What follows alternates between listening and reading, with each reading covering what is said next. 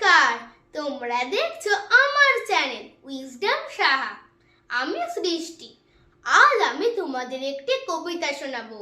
কবি প্রেমেন্দ্র মিত্রের লেখা মিষ্টি। যে আকাশে ঝড় ওঠে না, মেঘ ডাকে না, চাই কি? রোদ ওঠে না, জল পড়ে না, ভালো লাগে তাই কি? যে পথে নেই পিছলে পড়া, হোঁচট খাওয়া দুঃখ, গড়িয়ে যেতে সে পথে যে পায় মজা সে মুখ্য।